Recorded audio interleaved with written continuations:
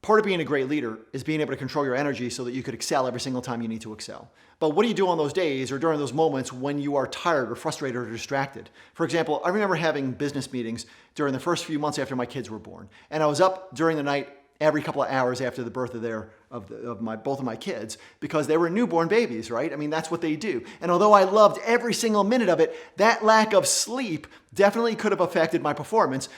But when I went into the office, I still had to be a leader. Or what about if your company is having a bad month, or you're in the middle of buying another company, or if a competitor just moved in to town and you're under a whole lot of stress, which is making it difficult for you to sleep at night. When you get to the office, your company's success is determined by your ability to still be a great leader no matter how much sleep you got that night. Or what about if something completely unexpected happens in your business, like maybe one of your key people quits, or you lose a big client, or because you had such a wonderful quarter, you find out that you have an extraordinarily large tax bill that's due in the next few days, all of which could be a major distraction. And if you don't have the ability to stay focused, even when you're stressed and tired, then your company is without a strong leader. And even if that happens temporarily, it has this trickle-down effect that adversely affects everybody else in your company and it slows the momentum of your growth. Whether you think it does or not, it always does. And this is the underlying cause of most stagnation or plateaus in business growth. Now, the reason why I'm making this video is because I get a lot of questions about what it takes to be a great leader. And I've spoken about this on YouTube and on Instagram, and I think I might have even posted something about this on LinkedIn as well. And those are tactics on how to consistently be a great leader. But even the best tactics followed inconsistently never work to create leadership. Man, I could take two people with the exact same backgrounds, with the same potential, with the same drive, and then teach them the exact same tactics on how to be a great leader. One follows those tactics every single day, and the other follows those same exact tactics just most of the time. The second person, even though they're following the exact same tactics, will never be seen as a great leader because they're not consistent.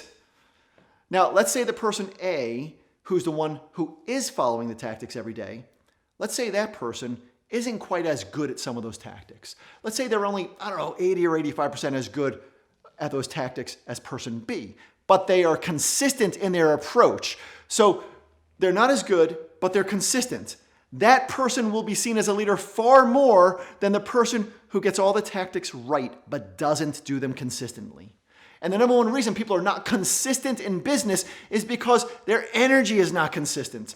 So how do you stay energized and productive and engaging in a way that leads people by example and makes others look up to you and want to follow you? Well, the long-term solution is, I think, kind of obvious. It's make sure that you get enough sleep and that you exercise daily and that you eat right and that you stay hydrated and a whole bunch of other things. However, as a leader, we also need daily hacks for those days or those weeks or those sleepless nights that pop up now and again. So these moments don't mess up our momentum.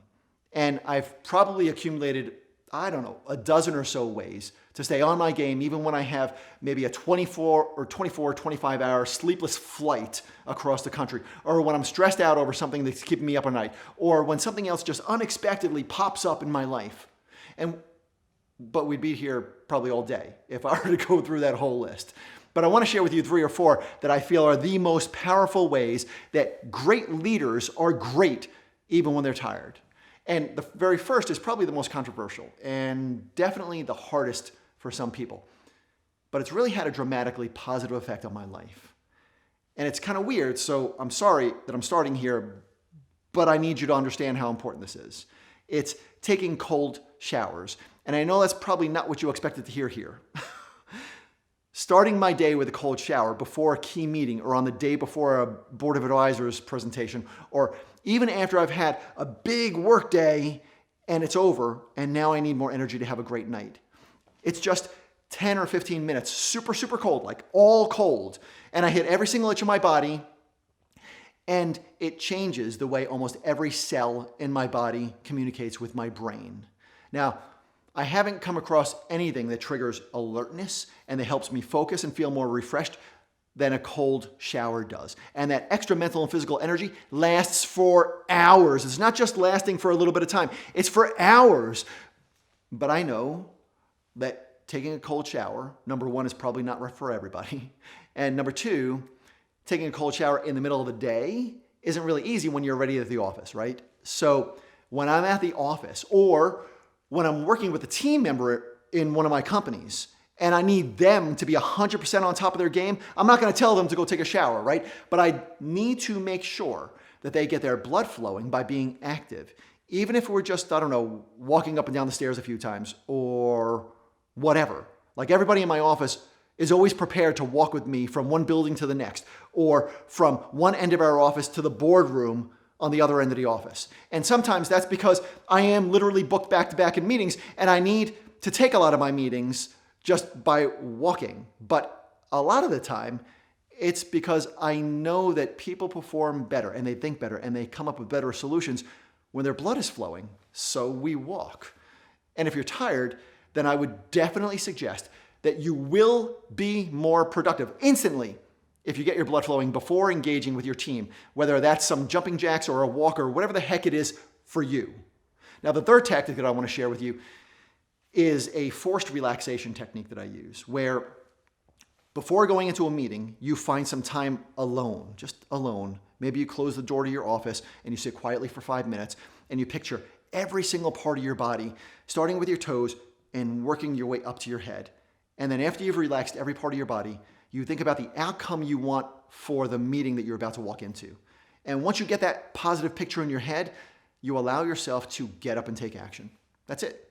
And if you think that you're so tired that you're going to fall asleep when you do that, then just set an alarm and allow yourself to relax and do that exercise, because some of the greatest minds of all time have been great because they allow themselves to relax and then picture the outcome before taking action. Which leads us to the next way to become a great leader, even during times when you're tired, and that's to connect. Now, what do I mean by that? Before every team meeting or every board meeting or every important conversation that I have with my kids, before everything, there's something that I do that gets me mono-focused and it helps me to connect and communicate better. And when we're talking about being a great leader, there are few things more important than being able to communicate well. So before any meeting that I have, I take a minute or two and I think about, or I write down on a piece of paper, the end result goal that I have for that meeting. And then I just kind of sit in silence for a few moments and I relax and I picture the person or the people that I'm about to have a meeting with, and I picture myself connecting with them.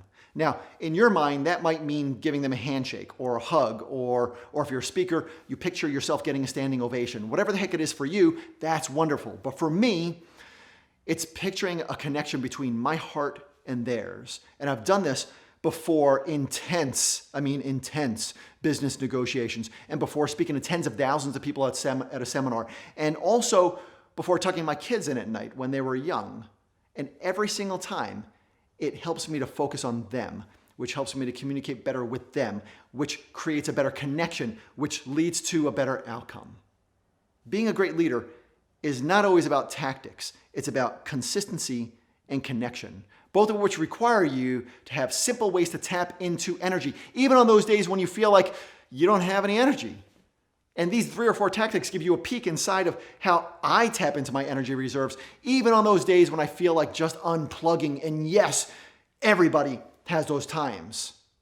Let me know in the comments what you do to boost your energy naturally on those days when you just don't feel like you're 100%. And if you're seeing me on YouTube right now, subscribe and share this video with the people that you know. Or if you're seeing me right now on Instagram, or you're hearing the audio of this on iTunes or Spotify, go ahead and subscribe on those platforms, please. And then share those with your friends. And also go back to YouTube and watch the video version of this, because I share different things and different content on different platforms, and I want you to have it all.